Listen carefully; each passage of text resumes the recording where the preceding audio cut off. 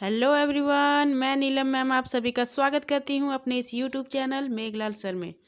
तो बच्चों, आज का वीडियो स्पेशली जैक बोर्ड वाले बच्चों के लिए बहुत ही खास होने वाला है बच्चों, क्योंकि आप लोगों का जिस चीज़ का बेसब्री से इंतज़ार था वो अब आ चुका है। दिसंबर माह का असेसमेंट बच्चों आ चुका है।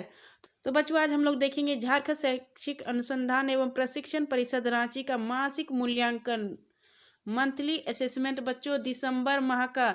तो आप लोग यहाँ देख लीजिए कि सेशन क्या है, 2021-22, ठीक है। और आज का जो वीडियो है बच्चों वो स्पेशली क्लास 6 के लिए है, ठीक है। तो और पूर्णांक बच्चों आप लोग देख लीजिए, यहाँ 60 मार्क्स का रहेगा ये। और इसमें सब्जेक्ट्स बच्चों हिंदी, इंग्लिश, गणित, विज्ञान, सामाजिक विज्ञान और संस्कृत, ये 6 सब्जेक्ट्स हैं बच्चों। तो आप लोग जल्दी जल्दी देखिए। स्टार्ट करते हैं बच्चों आज का वीडियो हम लोग क्लास 6 का मंथली असेसमेंट। तो बच्चों देखिए, फर्स्ट में आप लोग को गिवन होगा एक पैसेज, ठीक है। तो यहाँ से बच्चों आप लोग को एक पैसेज है और इस पैसेज को बच्चों अच्छे से ध्यानपूर्वक पढ़ लीजिएगा, ठीक है। और क्या है, एक गद्यांश आपको गिवन है और प्रश्न 1 और 2 के उत्तर दीजिए। इस गद्यांश को पढ़ने के बाद आपको प्रश्न 1 और 2 के उत्तर देना है। किसके बारे में है ये गद्यांश? धोनी जब 12वीं कक्षा में पढ़ते थे तब की एक घटना है, ठीक है। ये धोनी के बारे में है बच्चों, आप लोग ध्यान से पढ़ लीजिएगा पूरे पैसेज को। हम लोग डायरेक्ट क्वेश्चंस को देखते हैं। क्वेश्चन नंबर 1 है बच्चों, धोनी के सामने किस बात की दुविधा उठ खड़ी हुई थी? ऑप्शंस है परीक्षा दें या ना दें, बी है परीक्षा के दौरान क्रिकेट खेलें या ना खेलें, सी है विकल्प ए और बी दोनों की, और डी है कोई विकल्प सही नहीं है। तो इसमें कौन सा ऑप्शन होगा बच्चों? आप लोगों ने पैसेज पढ़ लिया तो ध्यान दीजिए, इसका राइट आंसर हो जाएगा ऑप्शन नंबर बी, परीक्षा के दौरान क्रिकेट खेले या ना खेले, ठीक है। नेक्स्ट क्वेश्चन पे चलते हैं बच्चों। तो नेक्स्ट क्वेश्चन देखिए बच्चों, दुविधा का क्या अर्थ है? ऑप्शन से आप लोगों को असमंजस, सुविधा, सरल या पढ़ाई, इसमें कौन सा ऑप्शन सही होगा बच्चों? तो दुविधा का आप लोगों को अच्छे से मालूम है, इसका राइट आंसर हो जाएगा ऑप्शन नंबर ए, असमंजस, ठीक है। नेक्स्ट देखेंगे बच्चों 3, प्रश्न में है आपको निम्नलिखित शब्दों का लिंग निर्णय करते हुए बताइए कि कौन सा शब्द स्त्रीलिंग है और कौन सा पुल्लिंग है, ठीक है। तो इसमें आपको 4 शब्द दिए गए हैं। पहला है भाषा, दूसरा है रास्ता, ये ब्लैंक यहाँ पे बच्चों की दूसरा वाला जो है ये रास्ता है, ठीक है। तो ये क्लियर नहीं है, थोड़ा सा मिसप्रिंट टाइप का हो गया है, ये रास्ता है। सी है क्षमता और डी है जीवन। तो भाषा हमारा क्या होगा बच्चों? तो इससे हमेशा आप लोग जानते हैं कि भाषा हमेशा हमें क्या होता है, स्त्रीलिंग होता है, ठीक है। क्या होगा? भाषा स्त्रीलिंग होगा। बी है रास्ता, रास्ता क्या होगा बच्चों? रास्ता हमेशा पुल्लिंग होगा, ठीक है। सी है क्षमता, क्षमता भी क्या होगा? स्त्रीलिंग होगा। और डी है जीवन, जीवन हमेशा पुल्लिंग होता है, ठीक है बच्चों। आप लोग स्त्रीलिंग और पुल्लिंग अच्छे से पढ़े हैं तो ये आप लोग कर लीजिएगा। पहला भाषा हो गया स्त्रीलिंग, रास्ता हो गया पुल्लिंग, क्षमता हो गया स्त्रीलिंग और जीवन हो गया पुल्लिंग। देख लीजिए बच्चों। नेक्स्ट चलते हैं हम लोग क्वेश्चन नंबर 4 पे। क्वेश्चन नंबर 4 है बच्चों, धोनी का भारतीय सेना में शामिल होने का बचपन का सपना कब और कैसे पूरा हुआ? तो इसका राइट आंसर देख लीजिए। तो बच्चों इसका उत्तर आप लोग देखिए, ये इसका उत्तर आप लोगों को लिखित देना है, ठीक है बच्चों। तो इसलिए मैं आपको एक कॉपी में लिख कर बता रही हूँ। देखिए, धोनी को भारतीय सेना में शामिल होने का बचपन का सपना था जो उसे उस समय पूरा हुआ जब भारतीय सेना ने उसके सर्वश्रेष्ठ खेल भावना को देखते हुए सन 2011 ईस्वी में उन्हें मानद मतलब माना हुआ लेफ्टिनेंट कर्नल पद प्रदान किया, ठीक है बच्चों। तो आप लोग देख लिए आंसर, जल्दी जल्दी लिख लीजिएगा। आप लोग वीडियो को पॉज करके आप लोग लिख लीजिएगा। नेक्स्ट क्वेश्चन है बच्चों, क्वेश्चन नंबर 5, धोनी में एक अच्छे कप्तान के कौन कौन से गुण हैं? तो बच्चों यहाँ पे मिस प्रिंट हो गया है, आप लोग देख लीजिएगा इसको। यहाँ पे होगा आपका कप्तान, ठीक है, कप्तान। इसके कौन कौन से गुण हैं बच्चों? तो आप लोग देखिए, मैं आपको लिख के दिखाती हूँ। तो इसका सही उत्तर होगा बच्चों, महेंद्र सिंह धोनी क्रिकेट में एक अच्छे कप्तान के रूप में जाने जाते हैं। उनमें कप्तान के श्रेष्ठ गुण विद्यमान हैं। वे पूरी टीम को साथ लेकर चलते हैं। वे अपने साथी खिलाड़ी की पूरी क्षमता का उपयोग करने की कला उन्हें मालूम है। वे टीम के वरिष्ठ खिलाड़ियों का सदा सम्मान करते हैं और नए खिलाड़ियों का हौसला बढ़ाते हुए उनको अपनी क्षमता प्रदर्शन का भरपूर अवसर प्रदान करते हैं। तो बच्चों फटाफट लिख लीजिए आप लोग, या फिर स्क्रीनशॉट ले लीजिए बच्चों वीडियो को पॉज करके। हम लोग नेक्स्ट क्वेश्चन की ओर चलते हैं। अब बच्चों हमारा हिंदी का सेक्शन कंप्लीट हो गया, अब हमारा इंग्लिश से स्टार्ट हो रहा है, ठीक है। तो इंग्लिश में फर्स्ट क्वेश्चन है, fill in the blank with the correct form of adjective given in the bracket. First है pine trees are blank than mango trees, और ब्रैकेट में आपको क्या गिवन है, टॉल गिवन है। टॉल का आपको वर्ब फॉर्म लिखना है, ठीक है। तो यहाँ देख लीजिएगा, आपको यहाँ पे देन लिखा है यानी कंपैरेटिव लैंग्वेज है। तो आप लोग देख लीजिए कौन सा होगा, ऑप्शंस क्या क्या गिवन है, मोर टॉल, बी है टॉल, सी है टॉलर और डी है टॉल लिस्ट, ठीक है। तो कौन सा होगा आप लोग ऑप्शंस गेस कीजिए। तो इसका राइट आंसर हो जाएगा बच्चों ऑप्शन नंबर सी, टॉलर, ठीक है। Pine trees are taller than mango trees. Next है question number 2, what does a child do out of nervousness according to the poem exam stress. तो आपका एक पोएम है आपके बुक में एग्जाम स्ट्रेस, उसके अकॉर्डिंग में एक बच्चा नर्वसनेस में क्या करता है, ठीक है। He goes to take a bath, क्या वो नहाने के लिए चला जाता है नर्वसनेस में। ही गोज टू जेल, क्या वो जेल चला जाता है नर्वसनेस में। ही बाइट्स हिज नेल, अपने नाखून को काटने लगता है। या फिर डी है ही स्कर्टर्स हिज बुक्स, अपने बुक्स को वो काटने लगता है। तो इसका राइट ऑप्शन हो जाएगा बच्चों ऑप्शन नंबर सी, ही बाइट्स हिज नेल, वो नर्वसनेस में अपने नाखून को काटने लगता है। नेक्स्ट क्वेश्चन है बच्चों question number 3, give one word for a group of given words and make a sentence of it in your on words, ठीक है। तो ऑप्शंस ए में दिया है फीलिंग और शोइंग ग्रेट प्लेजर, अपने खुशी को जाहिर करना, ये क्या कौन सा वर्ड होगा इसके बच्चों। तो इसका राइट आंसर हो जाएगा बच्चों हैप्पीनेस, ठीक है। और बी में आपको सेंटेंस बनाना है उसी वर्ड का, जो हैप्पीनेस आपने लिखा है इसी वर्ड का यहाँ पे सेंटेंस बनाना है। तो देखिए बच्चों इसका सेंटेंस हो जाएगा हैप्पीनेस से कि हैप्पीनेस इज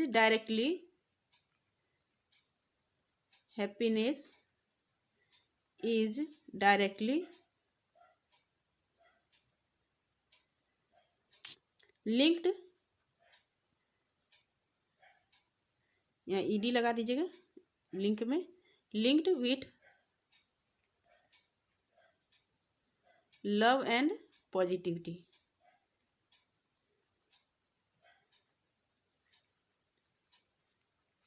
ठीक है बच्चों। पूरे सेंटेंस को आप लोग लिख लीजिए, happiness is directly linked with love and positivity. तो जो वर्ड आपको यहाँ पे ऑप्शन ए में आपने लिखा है उसी का आपको बी में सेंटेंस बनाना है, ठीक है, उसी वर्ड से। तो आप लोग समझ गए। नेक्स्ट हम लोग क्वेश्चन नंबर 4 में चलते हैं, complete the sentences from the poem exam stress. अब एग्जाम स्ट्रेस जो आपका चैप्टर गिव है ना बच्चों, उससे आपका कोई एक एक्सट्रैक्ट निकाल के दे दिया गया है जिसमें आपको फिल इन द ब्लैंक्स, अगर आपको पोएम याद है तो आप इस फिल इन द ब्लैंक्स को भर लीजिएगा अच्छे से। तो देखिए यहाँ पे क्या है, आई स्टेप इन द, इसके बाद ब्लैंक में क्या होगा बच्चों, इसमें हो जाएगा इन द के बाद क्लासरूम, ठीक है, class room. I can touch, फिर I can touch fear in the air आपको गिवन है, ठीक है। तो ऊपर वाला लाइन में क्या हो जाएगा, आई step in the classroom can touch fear in the, ठीक है, आई can touch fear in the air. तो एयर आपका लिखा हुआ है, बाकी आप अपने देख के यहाँ से लिख लीजिएगा। सेकेंड लाइन में देखेंगे बच्चों, सेकेंड लाइन में क्या लिखाएगा, आई जस्ट, तो इसके बाद क्या होगा, होप माई पेरेंट्स, फिर कॉमा दीजिएगा, my life they will, WILL, they will spare, spare तो आपका लिखा हुआ है तो आप लिख लीजिएगा बाकी, I just hope my parents my life they will spare, ठीक है। इसे कंप्लीट कर लीजिएगा आप लोग। नेक्स्ट क्वेश्चन देखेंगे हम लोग, क्वेश्चन नंबर 5 है, answer the following questions in your own words, ठीक है। अब आपको लॉन्ग आंसर्स लिखने हैं। क्वेश्चन नंबर 1 है, what did Mary do in the garden to the ant according to the chapter the tiny little thing. तो यहाँ एक चैप्टर से आपको फिर एक क्वेश्चन गया है कि द टीनी लिटिल थिंग का जो चैप्टर है उससे एक क्वेश्चन पूछा है कि what did Mary do in the garden to the ant. तो मैरी गार्डन में एंट के साथ क्या करती है, एंट का मतलब हो गया चींटी, चींटी के साथ वो गार्डन पे क्या करती है, ठीक है। तो इसका राइट आंसर हम लोग देखते हैं बच्चों, तो इसका राइट आंसर हो जाएगा बच्चों, Mary dropped her thimble over the little and for fun. Mary क्या करती है, अपना जो थिम्बल होता है जो उंगली में पहनते हैं, जो सिलाई करते हैं, वे लोग उंगली में एक प्लास्टिक का या मेटल का बना हुआ रिंग टाइप का पहनते हैं, ठीक है। और उसी मेटल को वो क्या करती है, अपने उंगली से निकाल कर एंट के ऊपर रख देती है फॉर फन के लिए, अपनी मस्ती के लिए वो ऐसा करती है। तो सेकेंड पार्ट। नेक्स्ट क्वेश्चन है क्वेश्चन नंबर 5 का second part, what is a thimble. Thimble क्या है। तो थिम्बल अभी मैंने बताया बच्चों कि जो सिलाई करते हैं जिन लोग, उन्हें अच्छे से पता है कि वो उंगली में क्या पहनते हैं, एक रिंग टाइप का पहनते हैं, ठीक है। और उसी रिंग को क्या बोलते हैं, थिम्बल कहते हैं। तो इसका आंसर से देखते हैं हम लोग, अ मेटल और plastic cap with a closed end worn to protect the finger and push the needle in swing. तो जब सिलाई करते हैं तो क्या उंगली में क्या पहनते हैं, एक रिंग टाइप का पहनते हैं, वो या तो मेटल का होता है या फिर प्लास्टिक का होता है, ठीक है। उसे हम लोग क्या कहते हैं, तो उसे हम लोग थिम्बल कहते हैं। तो यहाँ से देख करके लिख लीजिएगा बच्चों आप लोग। बच्चों हमारा इंग्लिश का सेक्शन भी कंप्लीट हो चुका है, अब हम लोग गणित में चलेंगे, ठीक है। तो गणित का क्वेश्चन नंबर 1 है, इनमें से कौन सा युग्म रेखा का उदाहरण है। युग्म रेखा का उदाहरण, तो युग्म रेखा का उदाहरण देखेंगे बच्चों, समांतर रेखा ये तो है ही, प्रतिच्छेदी रेखा ये भी है बच्चों, लंब रेखा ये भी है, और डी है वक्र रेखा, तो ये नहीं है, ठीक है। मुझे लगता है बच्चों कि इस क्वेश्चन या तो नहीं पूछा होगा, ठीक है, नहीं, इससे छूट गया है, क्योंकि समांतर रेखा, लंब रेखा, प्रतिच्छेदी रेखा ये तीनों क्या है, युग्म रेखा का एग्जाम्पल है, ठीक है। तो कोई भी इन तीनों में से अगर आपका नहीं दिया रहा है तो इन तीनों में से कोई भी आपको मिल जाए तो किसी में भी आप टिक कर दीजिएगा, आपका ऑप्शन सही हो जाएगा। नेक्स्ट है क्वेश्चन नंबर 2, दिए गए समषष्ठभुज में रेखा का कौन सा युग्म समांतर रेखा है। तो अब आप लोग को देखना है बच्चों किस क्वेश्चन में क्या पूछ रहा है आपसे, समांतर रेखा के बारे में पूछा है, ठीक है। तो चलिए हम लोग क्वेश्चंस में देखते हैं। देखिए एक आपको षष्ठ भुज दिया गया है, अब इसमें कौन सा युग्म जो है वो समांतर रेखा बना रहा है। तो ऑप्शन ए में देखेंगे के एल और एम एन, ठीक है। के एल ये वाला है बच्चों, और एम एन क्या है, ये वाला है। ये दोनों समांतर नहीं हो सकते, क्योंकि ये इसको आगे बढ़ाएंगे बच्चों और इसको आगे बढ़ाएंगे तो एक जगह ये क्या कर देगा, कट करेगा, ठीक है। जब कट करेगा तो ये दोनों क्या होंगे, समांतर रेखा नहीं होंगे। ऑप्शन बी में देखते हैं एन ओ और एल एम।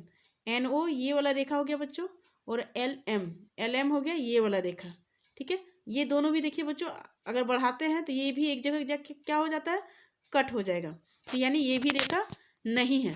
ऑप्शन सी में देखिए OP and L M, OP and L M, OP कौन सा है, ये वाला रेखा है, और एल एम, तो ये देखिए बच्चों ये दोनों बिल्कुल सही है। ये भी आगे बढ़ता चला जाएगा, ये भी आगे बढ़ेगा या पीछे बढ़ेगा, ये दोनों कभी एक दूसरे को नहीं काटेंगे, यानी ऑप्शन नंबर सी हमारा बिल्कुल सही है, समांतर रेखा OP and L M. Next है क्वेश्चन नंबर 3, समांतर रेखा की दो विशेषताएं लिखिए, ठीक है।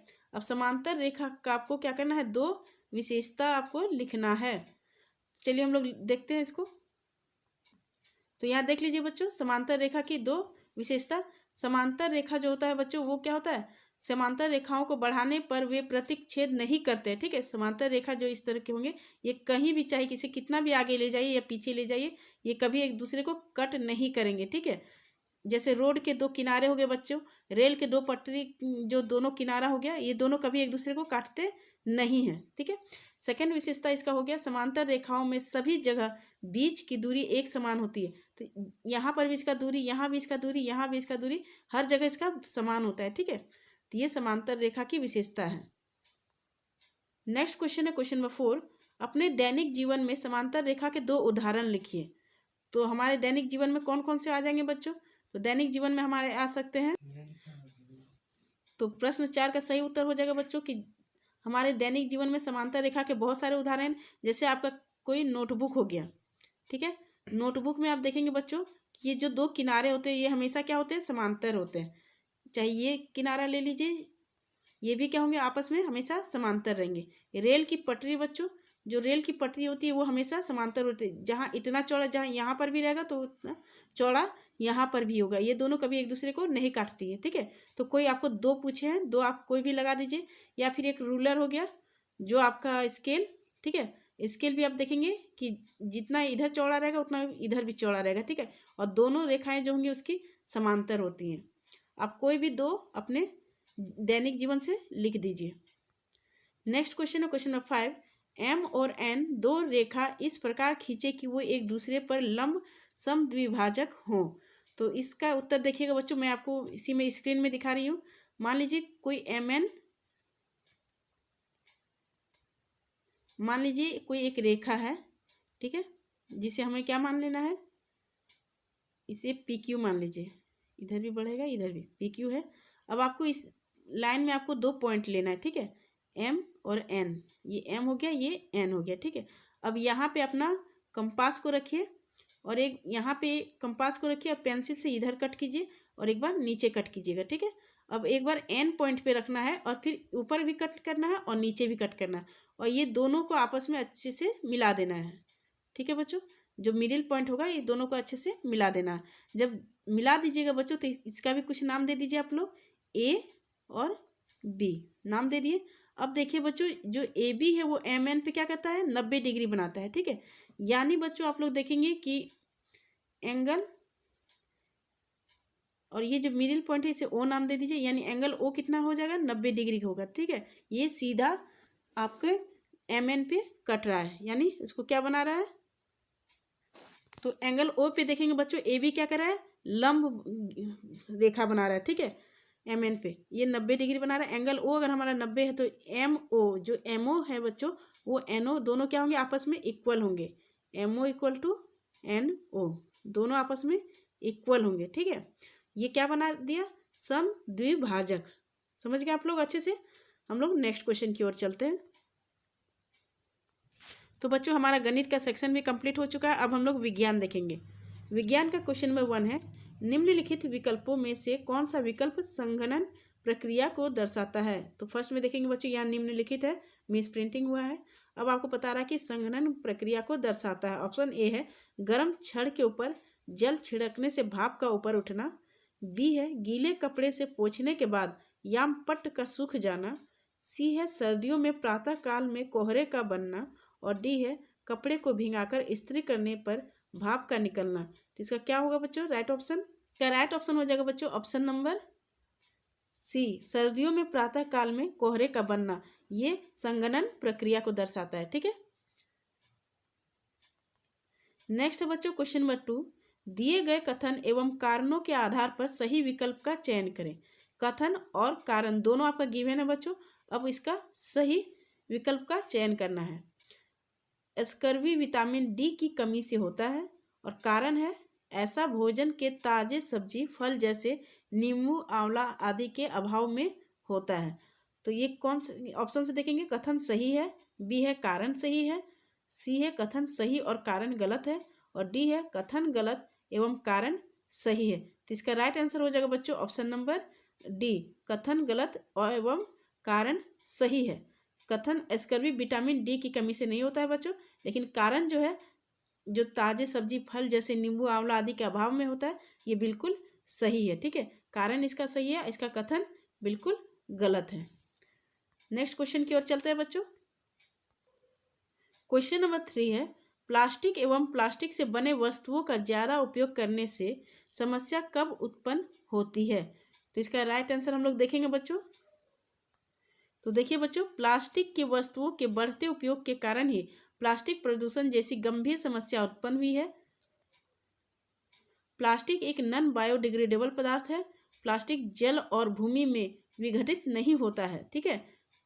यह वातावरण में सैकड़ों वर्षों तक बना रहता है, जिससे यह भूमि जल वायु प्रदूषण का कारण बनता है। प्लास्टिक से उत्पन्न कचरा पानी के स्रोतों जैसे कि नदियों महासागरों में जाता है और इन्हें बुरे तरीके से प्रभावित करता है। तो इसका बच्चों स्क्रीनशॉट ले लीजिए या फिर वीडियो को पॉज करके आप लोग लिख लीजिएगा इसका सही उत्तर, ठीक है। क्वेश्चन नंबर 4 है बच्चों, अभावजन्य रोग किसे कहते हैं, इसको परिभाषित करना है, ठीक है, अभावजन्य रोग। तो चलिए देखते हैं इसका आंसर। तो इसका सही उत्तर होगा बच्चों, देखिए आप लोग, जो रोग लंबी अवधि तक पोषक तत्वों के अभाव में होते हैं उन्हें अभावजन्य रोग कहते हैं, ठीक है। ये अधिक तत्वों का अभाव में हमारे शरीर में रोग पैदा कर सकता है। सभी अभावजन्य रोगों से बचाव संतुलित आहार से किया जा सकता है। तो आप लोग वीडियो को पॉज करके फटाफट बच्चों लिख लीजिए। नेक्स्ट क्वेश्चन की ओर बढ़ते हैं हम लोग। नेक्स्ट क्वेश्चन है बच्चों, जल चक्र का नामांकित चित्र बनाएं। अब आपको जल चक्र का चित्र बनाना है, ठीक है। तो अथवा में भी देख लीजिए। अथवा है संतुलित आहार किसे कहते हैं, यह हमारे शरीर के लिए क्यों आवश्यक है, ठीक है, व्याख्या कीजिए। या तो फिर आपको जल चक्र का चित्र बनाना है या फिर संतुलित आहार किसे कहते हैं इसके बारे में आपको लिखना है, और ये हमारे शरीर के लिए क्यों आवश्यक है इसे भी आपको बताना है, व्याख्या करना है इसका, ठीक है। तो चलिए इसका उत्तर देखते हैं हम लोग। पहले हम लोग जल चक्र को देखेंगे। तो देख लीजिए बच्चों यहाँ पे जल चक्र के, ठीक है, क्या है यहाँ पे, संघनन, कंडेंसेशन। तो देख लीजिए बच्चों यहाँ पे क्या हो रहा है, वर्षा हो रहा है बादल से, ठीक है, वर्षा हो रहा है। और जल संचयन, उसके बाद क्या होता है, जल संचयन, नदी में तालाब में आपका जल संचयन होता है। उसके बाद वो तालाब का पानी क्या होता है, जल वाष्पीकरण होता है, इवापोरेशन होता है, ठीक है। और उसके बाद इवापोरेशन से वो क्या हो जाता है, फिर वापस बादलों में जाता है संघनन के लिए, कंडेंसेशन के लिए। और जंगलों से भी बच्चों वाष्पोत्सर्जन होता है, यानी ट्रांसपिरेशन होते हैं, जो कहा जाता है कंडेंसेशन के लिए बादलों में। और ये बादल से फिर वर्षा के लिए ये तैयार हो जाते हैं और फिर से ये वर्षण करते हैं और फिर जल संचयन होता है। तो ये एक साइकिल चलते रहता है बच्चों, इसे हम लोग जल चक्र कहते हैं। तो अच्छे से आप लोग देख लीजिए, नोट कर लीजिए इसे। अगले क्वेश्चन की ओर बढ़ते हैं बच्चों। तो अगला क्वेश्चन क्या था हमारा बच्चों, संतुलित आहार किसे कहते हैं और ये हमारे शरीर के लिए क्यों आवश्यक है, इसे भी हम लोग देख लेते हैं एक बार। तो देखिए बच्चों इसका उत्तर, हमारे शरीर की वृद्धि और अच्छे स्वास्थ्य को बनाए रखने के लिए हमारे आहार में सभी पोषक उचित मात्रा में होने चाहिए जिनकी हमारे शरीर को आवश्यकता है। कोई भी पोषक न अत्यधिक हो और न बहुत कम। हमारे आहार में पर्याप्त मात्रा में भोजन एवं जल भी होना चाहिए। इस प्रकार के आहार को संतुलित आहार कहते हैं। ठीक है बच्चों, वीडियो को पॉज करके फटाफट लिख लीजिए आप लोग आंसर को। अगले क्वेश्चन की ओर बढ़ते हैं हम लोग। तो अगला सेक्शन है बच्चों हमारा सामाजिक विज्ञान है, ठीक है, विज्ञान हमारा कंप्लीट हो गया। अब हम लोग सामाजिक विज्ञान देखेंगे। तो क्वेश्चन नंबर 1 है बच्चों, किस धर्म के अनुसार संसार के सभी प्राणी अपने अपने संचित कर्मों के अनुसार कर्मफल भोगते हैं। ऑप्शन है सिख धर्म, बी है बौद्ध धर्म, सी है जैन धर्म और डी है पारसी धर्म। तो इसका सही उत्तर हो जाएगा बच्चों ऑप्शन नंबर बी, बौद्ध धर्म। ठीक है, इसमें क्या होता है कि अपने कर्मों का फल अपने आप को ही भुगतना पड़ता है। नेक्स्ट क्वेश्चन नंबर 2, पृथ्वी के अंदर से गर्म मैग्मा, चट्टानों के टुकड़े तथा अन्य पदार्थ तीव्र गति से निकलकर सतह पर पर्वत का रूप लेते हैं। ऐसे पर्वत को क्या कहते हैं? ऑप्शन है वलित पर्वत, बी है ज्वालामुखी पर्वत, सी है भ्रंशोत्थ पर्वत और डी है अवशिष्ट पर्वत। इसका राइट आंसर हो जाएगा बच्चों ऑप्शन नंबर बी, ठीक है, ज्वालामुखी पर्वत। नेक्स्ट है क्वेश्चन नंबर 3, प्राकृतिक आपदा जैसे सुनामी, बाढ़, भूकंप आदि आने पर मुख्य रूप से बचाव का कार्य या पीड़ित लोगों की सहायता करने में किसकी भूमिका अधिक होती है? ऑप्शन से देख लीजिए बच्चों, ऑप्शन है सरकार की, नेता की, लोगों की या स्वयंसेवी संगठन की। तो देखिए बच्चों, प्राकृतिक आपदा में इसमें भूमिका तो सरकार की भी रहती है, नेता की भी रहती है, लोगों की भी रहती है और स्वयंसेवी संगठन की भी रहती है। लेकिन सबसे अधिक किसकी रहती है बच्चों? तो सबसे अधिक होगा हमारा लोगों का, ठीक है। इसका राइट ऑप्शन हो जाएगा option number C. Next question है क्वेश्चन नंबर 4, विधायिका के कार्यों का उदाहरण सहित बताइए। अब आपको बताना है, इसे यहाँ पे लॉन्ग आंसर्स लिखने हैं, विधायिका के कार्यों का उदाहरण सहित बताना है, ठीक है। तो चलिए हम लोग देखते हैं इसका आंसर हो जाएगा बच्चों, विधायिका जनता द्वारा चुने गए प्रतिनिधियों से बनती है। सरकार के इस अंग के पास कानून बनाने की शक्ति होती है। राज्य हित में यह नीति बनाने का कार्य भी करती है, जैसे राज्य में विधानसभा, देश में संसद सभा, ठीक है। नेक्स्ट देखेंगे बच्चों हम लोग। नेक्स्ट क्वेश्चन है, पर्वतों से अनेक लाभ होते हैं, उनमें से कोई 2 लाभ उदाहरण सहित बताइए। अब आपको पर्वत से कौन कौन से लाभ मिलते हैं इसके 2 लाभ आपको लिखना है और उससे भी आपको उदाहरण के साथ लिखना है। तो चलिए इसका आंसर देखते हैं बच्चों। तो देखिए बच्चों, पर्वतों के 2 लाभ, पर्वत जल के संग्रहकार होते हैं। बहुत सी नदियां का स्रोत पर्वतों में स्थित हिमानियां होती है। दूसरा है, पर्वतीय जल का उपयोग सिंचाई तथा पन बिजली उत्पादन के लिए किया जाता है। फटाफट लिख लीजिए बच्चों। नेक्स्ट क्वेश्चन है क्वेश्चन नंबर 6, जैन धर्म से संबंधित विचारों और मूल्यों को बताइए। तो जैन धर्म के बारे में अब आपको विचार और मूल्य बताना है, ठीक है। देखिए जैन धर्म के विचार निम्न है: सत्य बोलना, संपत्ति न रखना, हिंसा न करना, चोरी न करना, ब्रह्मचर्य का पालन करना। ये सारे क्या है? जैन धर्म के विचार हैं। ठीक है, तो हमारा सोशल साइंस का बच्चों सामाजिक विज्ञान अब कंप्लीट हो चुका है। अब हम लोग संस्कृत की ओर बढ़ते हैं। अधोलिखितम गद्यांशम पठित्वा तदाधारितान प्रश्नान उत्तरत। ठीक है, विशाले सरोवरे वर्तिकाः तरन्ति, फिर है तत्र अनेकानि कमलानि अपि विकसन्ति, रोहना वर्तिकां दृष्ट्वा, फिर यहाँ पे है पश्यन्ति भवत, कुछ है मिसप्रिंट है बच्चों। उसके बाद है भवती तस्य भागिनी भावना तत्र आगच्छति। ठीक है, अब उससे रिलेटेड क्वेश्चन है बच्चों। देखिए यहाँ पे क्वेश्चन नंबर 1 है रोहनस्य भागिनी का अस्ति। यहाँ पे मिसप्रिंट है, यहाँ क्या हो जाएगा? रोहनस्य भगनी का अस्ति। ऑप्शन से भवना, भावना, भवाना या भवान। इसका राइट ऑप्शन हो जाएगा बच्चों ऑप्शन नंबर बी, भावना। ठीक है, देखिए यहाँ पे आपको दिया हुआ है भावना। नेक्स्ट क्वेश्चन की ओर बढ़ते हैं। नेक्स्ट है रोहनस्य भगिनी का अस्ति। ये तो हो गया बच्चों। नेक्स्ट क्वेश्चन है कमलानी इति पदे का विभक्ति। ये जो कमलानी है बच्चों, इस पद में कौन सा विभक्ति है? तो यहाँ देखिए बच्चों, इस कमलानी प्रथमा और द्वितीय दोनों होगा। ठीक है, तो यहाँ पर देख लेते हैं बच्चों इसमें कौन कौन सा ऑप्शन दिया है। ए है दिया है प्रथमा, तृतीया, चतुर्थी, पंचमी। इसका सही उत्तर हो जाएगा बच्चों option number A, Prathama. Next question है पूर्ण वाक्यन उत्तरत। अब आपको पूरा वाक्य में उत्तर देना है। ठीक है, क्वेश्चन नंबर 3 है सरोवरे का तरंती। तो क्वेश्चंस में देखिए बच्चों आपको सरोवरे का तरंती है, तो यहाँ आपको दिया हुआ है वर्तिका, तो लिखेंगे आप सरोवरे वर्तिका तरंती। तो यहीं से डायरेक्ट आपको आंसर मिल गया है बच्चों, सरोवरे वर्तिका तरंती। नेक्स्ट क्वेश्चन है क्वेश्चन नंबर 4 तस्य भगिनी भावना तत्र आगच्छति। अस्मिन् वाक्ये अव्यय पदम किमस्ति। ठीक है, तो इसका राइट आंसर देखते हैं बच्चों हम लोग। इसका राइट आंसर हो जाएगा बच्चों अस्मिन् वाक्ये तत्र अव्यय पदम अस्ति। कौन सा पद है? तत्र जो है इसमें अव्यय पद है। ठीक है, तो बच्चों आप लोगों ने टोटल असेसमेंट को देख लिया है। जिन बच्चों का हमारा वीडियो अच्छा लगा प्लीज़ बच्चों जल्दी से जल्दी हमारे चैनल को सब्सक्राइब कर दीजिए।